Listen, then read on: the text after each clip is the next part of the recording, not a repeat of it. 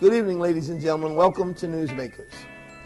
This is the beginning of our spring 2010 series, and we're glad you all came out at our new location, the Sweet Auburn Bistro. So without further ado, Ms. Tara Coyt. Our special guest of honor is here this evening, City Council President Ceasar Mitchell. Ceasar, thank you very much. We're glad to have you this evening. Well, it's good to be here. I know you have a full schedule, Yes. so we're glad you can fit us in at the last minute.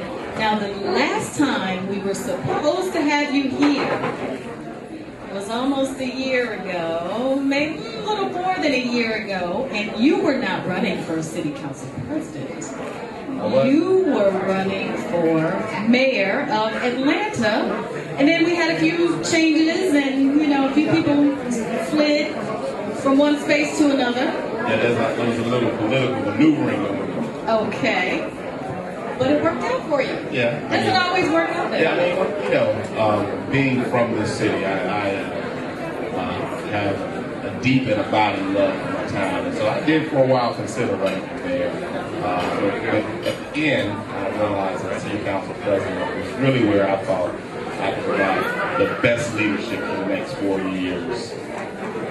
And now, a lot of people don't know this, but as city council president, one of your roles is to slide into the mayor's position if for some reason he or she can't fulfill that job. There's something in the language about that. So True. Does that mean if he goes on vacation, or does he have to get sick or go missing? How does that work? Well, it's pretty simple. I serve as mayor in the event of the unavailability, incapacitation, or death of the mayor. So it could be anything ranging from the mayor being out of the country and unable to execute documents on behalf of the city because of being out of town, or the mayor passing away. And so in those instances and everything in between, I would have to serve as mayor.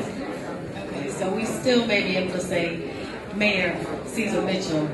Well, let's hope not in that sense, of course. Well, yes, we absolutely don't want anything bad to happen to our current mayor. No, we don't. Mayor Cassine Reed. You are somewhat around the same age, is that correct? Yes, We're in the apart. fabulous 40s. A year apart, yeah. And, I just told myself. We're in the fabulous 40s, and it's a fun time, but it's not a time when people expect a mayor to be early 40s or a city council president. Some people think you might be too young or might not have enough experience. What's your response to that? And then what are you doing to, there's something to say for, the elders Certainly. in the House. And right now it doesn't look like we have very many of them. Well, I think that's, to take the short view that the mayor's office or the city council president's role is a role that is traditionally held by folks who are a little more seasoned in age, I might say. Really, I think is not what we should do. If you take the long view and you look back over Atlanta's history, many of Atlanta's mayors have been young, men and women. If you look at Maynard Jackson, when he served as mayor, he was 33 years old, 34 at the max. You had, of course, Mayor Campbell.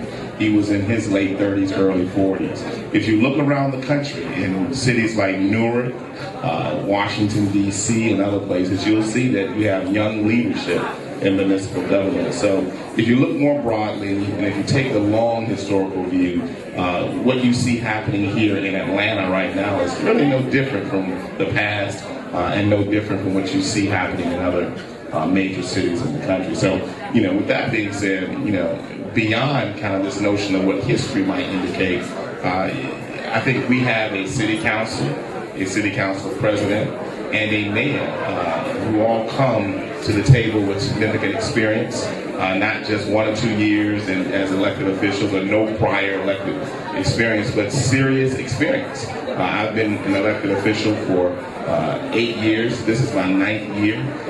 Most of the members of the city council have been around for at least 2 terms, if not 3. And the mayor, of course, has been in office for at least 12 to 13 years. So we're not neophytes in elected office. Obviously, we know that, but we just wanted to talk about that because there are some people who think that it's a challenge. Mm-hmm. So we definitely want to make it clear that you are not neophytes. In these roles, you have to work hard. And if the role is part-time, as is mine, you have to work hard at two roles, at your full-time job, which I do as a lawyer, as well as city council president. And they both are full-time jobs. Only one is characterized as a part-time job. But that's the real kind of issue there, I think. The biggest issue is what are you going to do? What have you done and what are you going to do? The city, we have so many issues. We have a budget problem. We have crime, housing, the jail. There are a lot of issues that are important to different people. For me, I think the budget is probably one of the biggest because it impacts so many areas.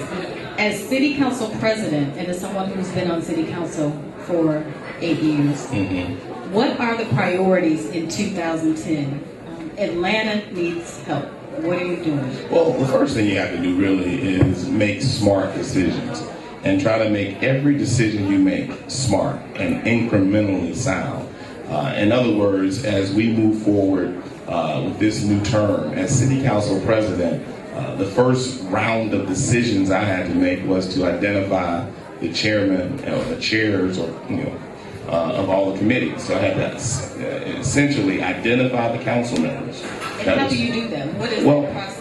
You have some new council members too. We do. We have 5 new council members. And what I tell anybody is that our 5 new council members come with a breadth and depth of experience.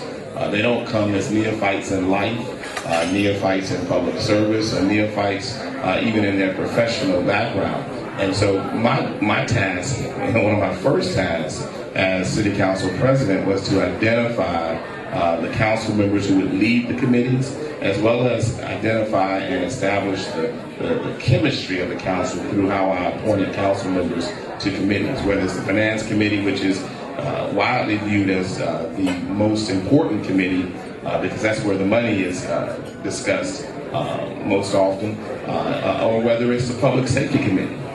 And what's happening with the money? That's speaking of money, finance and the budget. I guess, having been, on council 8 years, I've seen a couple of cycles. When we came on council back in 2001, 2002, we were coming out of a recession. We entered into a recession over the last couple of years, of my second term. During my first 3 years, we had to make very tough decisions regarding our water and sewer infrastructure.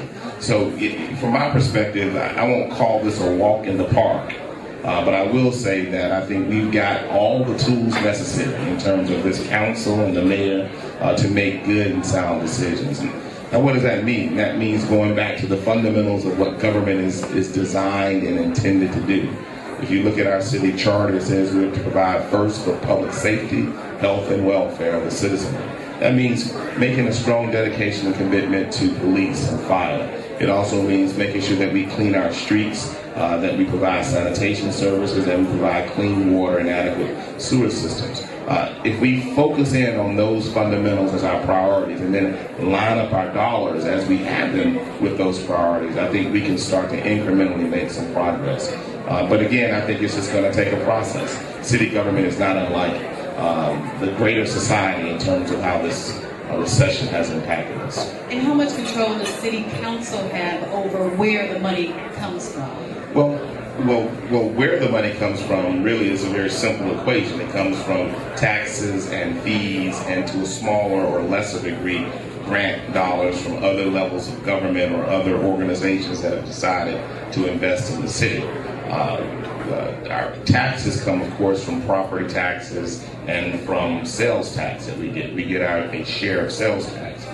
Fees come from fees that people pay to get certain services delivered to them by city government, such as their water service. That's a fee that you actually pay. And when we look at projects that are of significance, say, for example, with green space, there are organizations out there, even the Beltline, for example, that will provide grants and other types of financial support to the city to help us further those projects, as well as the federal government with some of their grants, as well as the state government. So the source of revenue really is pretty much fixed.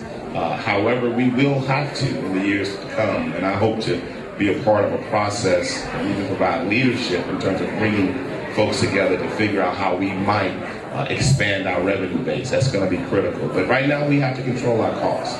And that's what we'll be really focused on as we look at this next budget.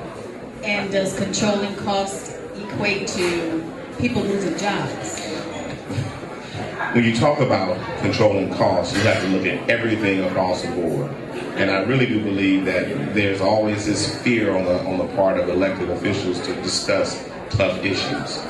But one thing I've found in my 8 years is when you are upfront with the citizens, when you educate citizens about how city government works, how we deliver services, the priority of services, and having tough conversations really becomes a whole lot easier when you've done that and laid that groundwork up front. Now, what does that mean with the budget? Controlling costs could mean anything from deciding not to deliver a particular service or cutting back the volume of a particular service to actually, how might I put it, to actually laying off employees or not continuing certain contracts. We will have a number of decisions to make in this budget, which could or may not include riffing employees, a reduction in force. One of the things that was put out very early by the mayor as well as by a couple of members of council was that we weren't going to pursue a tax increase. So when you don't pursue a tax increase, your only measure to address shortfalls would really be to reduce costs. And that's kind of the box you're in right now. So are you waiting, you have to wait for the mayor to present his budget before you can act? Is there a communication between city council and the mayor? Do you make suggestions? Do you work with the mayor or do you wait for his directive? Well, here's typically how the budget process works on an annual basis. We're on a fiscal year, which means our fiscal year goes from July 1 until June 30th. What the administration has been doing over the last several months is pulling together their budget for the 2011 fiscal year.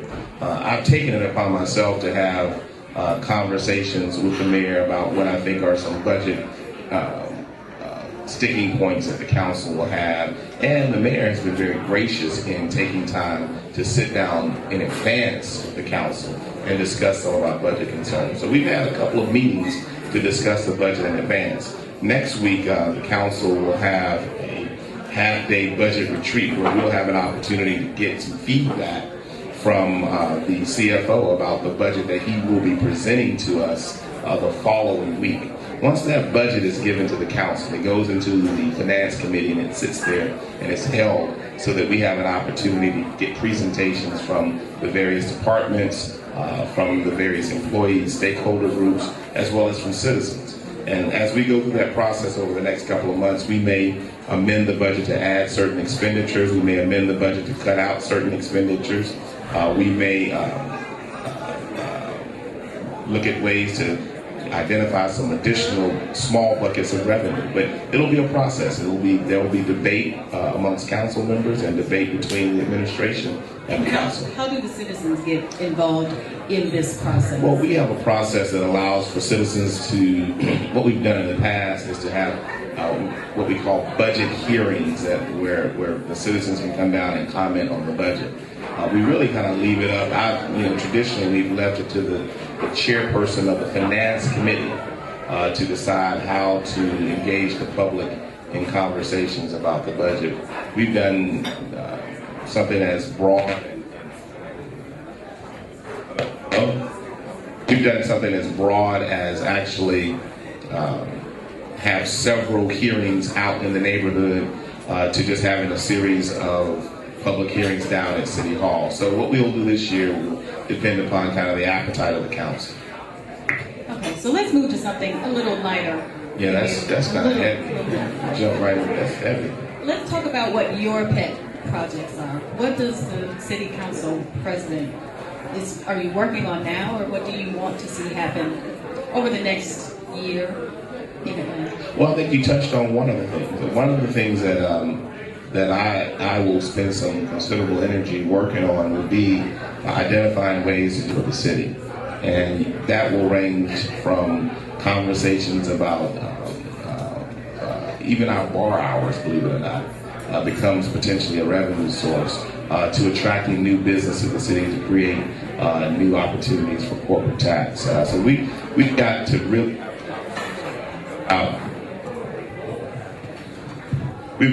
have a conversation about how we might actually generate new revenues. That's something that's really big on my list. But also, I'm going to continue some of the things I did as an at-large council member. For example, this weekend, as I see some young people that are here, I'll have my 9th semi-annual college prep series, which is an opportunity for young people and their parents to have exposure to the SAT and the PSAT and the ACT exam for free, and also to experience a college fair. So that's something I'll continue to work on. But my mantra has always been creating a city that is clean, green, safe, and thriving. And so you'll see me do some work in the area of sustainability, helping to advance the city's efforts around ensuring that we create a sustainable environment in the area of air quality, water quality, and other things in green space.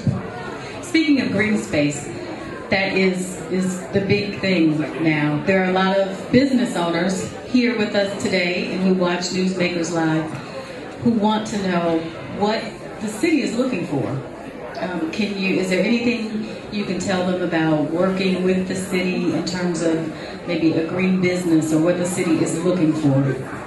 Well, the best thing I can do is to recommend that you reach out to our Atlanta Development Authority and our planning department. Literally just today, I was on a panel with ICSC, which is the organization of retail owners, retail shopping center owners. And on that panel with me were both James Shelby, who's the Commissioner of Planning, and Tyrone Rochelle, who is over tax allocation district and other types of funding opportunities at the Atlanta Development Authority. And what I always recommend to business owners is to learn and figure out what the city's menu of financial or economic support is. And that menu can be found at the Atlanta Development Authority as well as in the planning department. So I think we've got some opportunities, and the green building issues is something that I think will evolve over time. We don't have any specific, on the city level, specific economic development incentives, but we are aware of some of the incentives that are provided on the state level for green building and sustainable building and sustainable or green building opportunities. But there's a lot going on. Okay, I want to hop. What happened? What happened? I want to hop back to the education piece for just a moment. You mentioned your program that brings students in for the SAT, to study for the SAT and prepare for college. But in Atlanta and throughout the state, we have huge issues with kids in middle school and high school. What's happening with the city from that level? We're looking at other counties and other cities across the state who are closing schools because of going back to the budget. Is that something that's likely to happen in Atlanta? Just as a point of fact, the city of Atlanta, city government, and the school system are two separate entities. Our school system is an independent system, so they have their own governing body, which is the school board, and they make their own decisions. They have their own tax source that they receive from taxpayers. But with that being said, I have to applaud, and I was thinking about this the other day, I have to applaud the Atlanta public school system. I know there's a lot of question out there around the CRCT testing and all that, and that starts actually next Tuesday in the city of Atlanta. But when I look at other school systems around the metro area and around the country that really are struggling, I mean, in the city of Detroit, they are closing down 70 plus schools. It's amazing what they're having to do. DeKalb County is struggling with this issue, and other counties around the state of Georgia. When I think back on what the Atlanta public school system has done, I really do applaud them, because they actually started their process not just 2 years ago, but they really started their Build Smart program 15 years ago. So they started back in the mid-90s to take a look at what their school facilities needs were going to be over the next 20 years, and they started moving on it immediately. So I give them credit. So you don't hear a lot of conversation coming out of the Atlanta public school system regarding school closures and the like, and they have access to revenue. They, you know, for all that is said otherwise, they've managed their money well, and they've done some good long-term strategic planning. I have to take my hat off to my colleagues at the school board, as well as to Dr. Hall and the administrators in the APS system. Now, beyond that, when we talk about educating our young people really starts at home. And what happens at home to some degree is influenced by what happens on the streets right outside of someone's home and in the community. So what we have to do on the city side, because we do have an impact on education, even though we don't have a technical involvement in the governing of the school board or the school system, we have to make sure that our communities are places where people can live, work, and play safely. We've got to make sure that we utilize opportunities to partner with the school system, with our recreation centers and our green space, to utilize those assets in the way that they serve our young people. As council president, one of the things I'm going to do, and I've gotten a commitment from the president of the school system, the school board, is that we're going to meet. The city council and the school board will get together on a regular basis and not just talk. We're going to come up with programs, and we're going to look at opportunities to work together and break ourselves down into working groups to get some specific things done. Is there a target date for that to begin? No, there's no target date. We will probably have our first meeting in all candor after we get through this budget process in June. Before I open it up for more from the audience, I have a sensitive microphone. Before I open it up to questions from the audience, I want to ask you a couple of questions that I did hear, very quick, maybe, regarding the Sears building. Any news, any plans, anything you can share with us on what the city has planned? Not really much. I mean, as you know, how many of you all know about the Sears, the old Sears building, City Hall East? I see you. Yeah, I see you. But the City Hall East building has been home to some departments, including Camille Love's bureau for many, many years, the Bureau of Cultural Affairs. The city council and the mayor, the past mayor, made a decision 4 years ago at least to get rid of that building. We felt like it was something that should no longer be in our portfolio. It was difficult to manage, it was old, and so we entered into a contract with a developer to sell that building. Well, that was 3 years ago. The transaction has not occurred. There is a new party that stepped into the fray and wants to buy the building.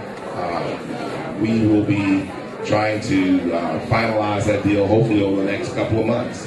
But I can't say now that it will happen or it won't happen. We hope that it will happen, and we hope that it will happen on terms that are acceptable to the taxpayer. Okay. Before we end, I don't see anyone lined up.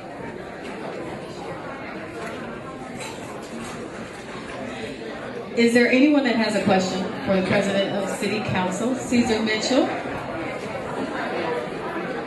We do have one question. I'm going to go to the audience. I can get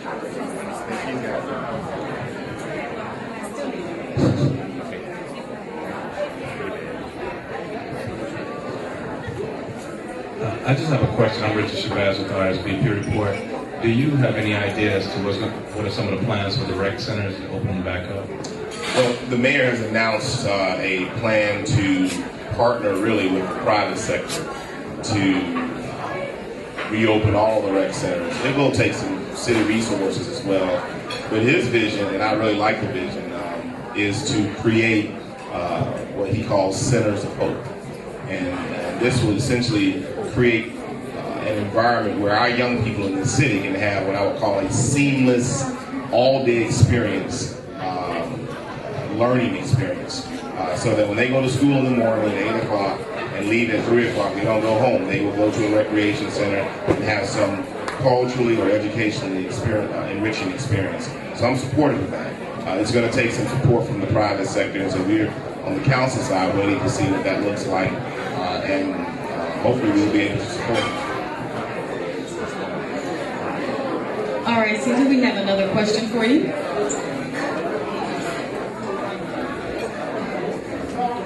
Hi, my name is Henrietta Turnquest, and I'm an attorney here in... I know who you are. My concern over the years has been the fact that the city and other governmental entities will often issue bonds in order to get financing for various projects. Yes. And it has been a real disappointment, should I say, when you look at plans to do that work and there are no very few black people involved in it. And is there a movement, or what do we have to do in order to get more black people involved in that very lucrative business?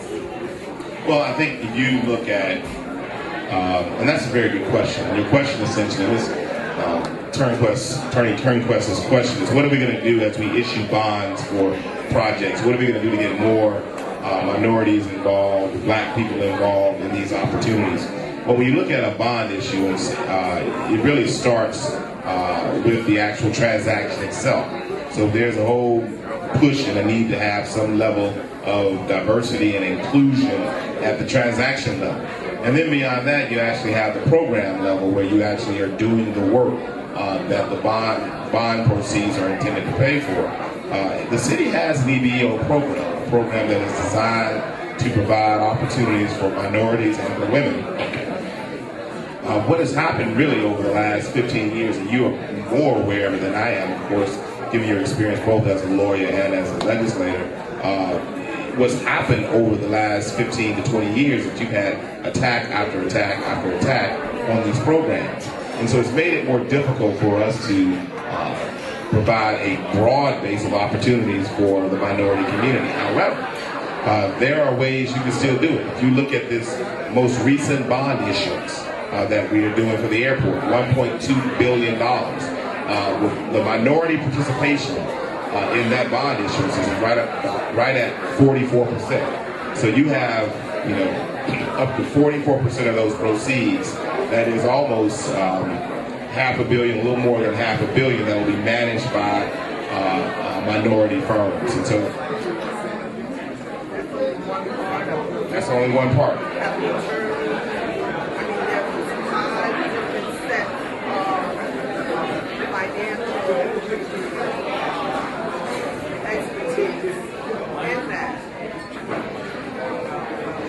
Well, no, I heard your question. You said, well, that's just one piece, the investment banking piece. But we also have minority participation in the attorney piece. And of course, when you talk about issuing bonds, that's a particular expertise, but it's not an expertise that is completely unknown to black attorneys. And so I think if you look there, you'll still see there's significant minority participation there as well. But it's something we have to stay very vigilant about, because if we don't, the tendency would be towards 5–10% participation. I can come talk with you about that. You certainly can. Thank you. Good evening, Mr. President. How you doing, Ms. Dawes? Yes. I heard you mention the Committee for Public Safety, and also one of the issue areas that you were working on possibly as an increased revenue source around the hours for the bars and nightclubs. And I've heard the mayor mention possible special districts. So is that moving further? Is that the area in which we might see increased revenue flow? We could. I mean, we really could. You have the state of Georgia has to create what's called an entertainment district. And when the state of Georgia creates an entertainment district, we have the ability to have different laws with respect to hours of operation in those districts than we would outside those districts. So that'll create a tremendous opportunity. We're going to see some discussion on it. There's also a lot of conversation. In fact, Tyrone, Rochelle, Commissioner Shelby, and myself, we were all three lambasted today about the whole issue of how we handle entertainment hours and the license review board and all that stuff. So I need to chat with you about that. I really do. Okay. Thank you. Thank you. Okay, it looks like we have two more questions for you. Yes, Honorable President. I think about the gridlock that is in Washington, even though there's a Democratic Congress, a Democratic president. What is the climate in the Atlanta City Council? I know it's been contentious in the past. Now that you're leading it, are you guys able to get business done besides setting aside the diversity of views that are on the council? Well, I mean, the very nature of government is such that you're supposed to have what is called this tension. You have, the fact that you have different representatives from different parts of a community serving on a council is designed to bring a lot of different ideas, different persuasions, different perspectives to the round to discuss and debate. So it's intended that we will see debate on the council, number one. Number two, the fact that we have branches of government, a judicial branch, a legislative branch, and an executive branch. That's set up also to create what is called this, the tension of checks and balances. So we want that kind of tension. The issue becomes, when you have that tension, as you make decisions and you evaluate and deliberate over policy issues, will you do it in a respectful way? Will you do it in a way that really takes into account the basic respect we're supposed to show to individuals? Now, I don't know with respect to, I don't know what you're referring to in terms of the council's last 8 years. I will say, I really do believe that the council has been able to work well together over the last 8 years, and we've come together in tough times and made really tough decisions in unison. And so I'm really proud of that. And I think that's more of what I would call an urban legend than it really is true if you really observe the council. Now, with that being said, going forward, we have a council now in place that is a very strong council. We have folks that are coming with tremendous expertise and background, and we are able to communicate. And as council president, part of our role is making sure that I put council members in places and positions in the council such that chemistry, that natural positive chemistry can be tapped. And so that's part of my role, and I'm working hard on that. Council President, yes, sir. Hi, Mayor Dean. Sorry to get a chance to do this. Tara did a great job as usual. Yes, she did. But the question of the moment is, what's happening with Freaknik? Will Freaknik come back? And what are you guys going to do about it? Is it such a bad thing? Or are you scared of it? These are young people. You're asking me if I'm scared of Freaknik. Wait, was he in Freaknik? Does anyone have pictures? No. But I'm very familiar with Freaknik. I remember when I was at Morehouse College, Freaknik started as a relatively small picnic over at John A. White. And I remember going to that picnic, and I remember thinking, man, this is kind of boring. This is a typical picnic. And then the next year it grew into a much larger event. I had a lot of fun. And then the following year it grew into something even larger. And it kept growing and growing and growing. I think a part of that growth really came from the fact that the word got out beyond the city of Atlanta. And with technology and this expanding access we have to different types of technology, it creates an environment where you could literally promote a party in 15 minutes now. And so, what does that mean for what happens now? I think, kids are going to come to the city. I think we need to, on the one hand, be prepared for that, have a traffic plan in place to manage that. But I think at all times we need to be respectful of people who are respectful of themselves. And so I welcome anyone who wants to come to Atlanta. Now, there is a process we have here in the city of Atlanta. for doing a festival or a big picnic, a large gathering in a park. If you follow that process, then we welcome you. If you don't follow that process, then you can't be in the park. Are the city doors open to young people, or are you shutting it down? Well, I think they're open, but at the same time, we're going to have order, and that's the bottom line. But from my perspective, they should always be open. Part of what makes Atlanta great is not just our civil rights heritage, not our business acumen, but the fact that we really are a town of young people that are educated, young people that are in school, young people that are doing entrepreneurial stuff, whether they went to school or not. And when you look at Atlanta compared to other cities, we really are a big college town on the same level with many other cities around the country. So we've got to embrace it. I think it's our opportunity to do so.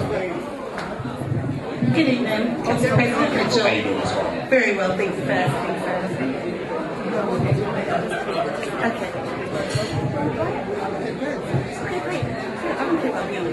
I wanted to inquire about the $30 million that was rezone designation that was scheduled to go back to Washington. And I would like you to tell us how much of, or if any of, that money is going back to Washington.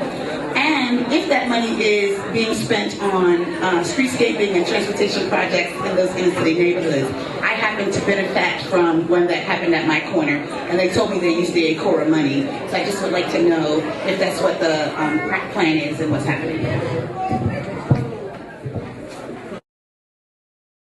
Are we ready to go? Is it ready?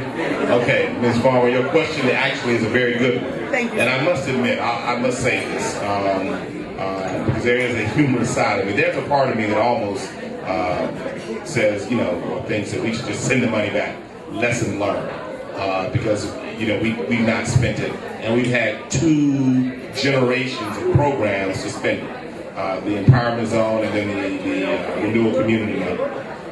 But I really can't honestly take that position as a policymaker. Because if we send the money back and don't fight to keep it, that makes it very difficult for us to get money in the future. For example, the federal government sent the state of Georgia several tens of millions of dollars in transportation funding. We haven't spent $80 million of that, and the question is on the table whether or not that money will be asked for by the federal government to be asked back, whether or not they'll require it to be sent back. And if that happens, our ability to get transportation funding in the future will be severely hindered. So by that same token, if we send this money back and don't fight to keep this ACORA money, then our ability to get economic development dollars in the future will be severely hindered. Now, to your question, you really have asked a question about why we haven't spent it and what's really happening with the money that's been spent, or what's the possibility that we'll keep it. It's 3 questions. Number 1, there's a bill in Congress that may allow us to keep the money. We're certainly in conversation with HHS, Department of Human Services, Health and Human Services, to try to keep the money and get them to come up with an agreement that will allow us to keep the money and reprogram that money. Number 2, if you remember, the money really is supposed to be used in a few different buckets. Number 1, economic development projects and infrastructure work, and then social programs. Now, all the social money, the social programs money, has been used up. It was used up, in fine fashion.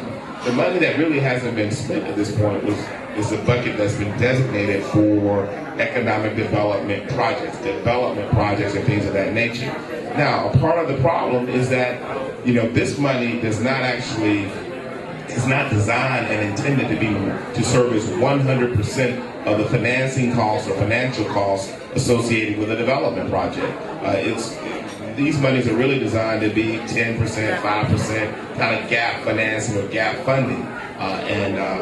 When you have kind of this external economic situation with the economy that is creating a scenario where no private financing is available, with no private financing available, then it's hard to deploy these funds. And that's part of the problem. That's just a subtle issue that's got us in a place where we have this $30 million that's not been deployed.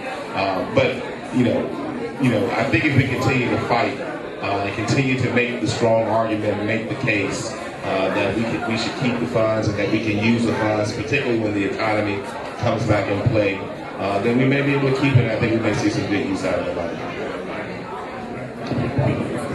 All right, that wraps it up for our questions.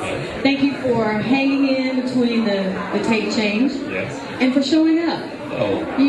The next time the mayor doesn't show up, we're going to call City Council President Ceasar Mitchell. Well, I'm sure that the mayor had some pressing issues to attend, and so Absolutely. I'm certainly glad to be here to represent the city and have his back. We want a mayor with a full schedule. Because if the mayor doesn't have anything to do, we might need a new mayor. That's absolutely right. Thank you, Ceasar. Let's give Ceasar Mitchell a hand. And thank you at home and here for tuning in to Newsmakers Live. As usual, we will end with a special comment from executive producer Jim Welcome. Good evening, everyone. Thank you for all for coming out to the opening of the spring season of Newsmakers Live. We apologize. This is a new facility. We're getting used to it. They're getting used to us. If you didn't get your food fast enough, we're going to fix that next time. If you didn't get your drinks fast enough, we're definitely going to fix that next time. And we'd like to thank you all for coming out. The mayor failed to show tonight, and I believe that is because he is a busy man, because he's dealing with issues in the city that make it impossible for him to predict and control the schedule at all times. I don't believe that there's another reason for that other than that. I'd like to thank the next highest elected official in this city, Ceasar Mitchell, for filling in. It takes a big man. It takes a very big man to play second fiddle to anybody that's his peer. I think we owe him a big round of applause. And we need to acknowledge leaders that really make a difference. And this conversation tonight has not been hyperbole. It has been content value. Ladies and gentlemen, this has been Newsmakers.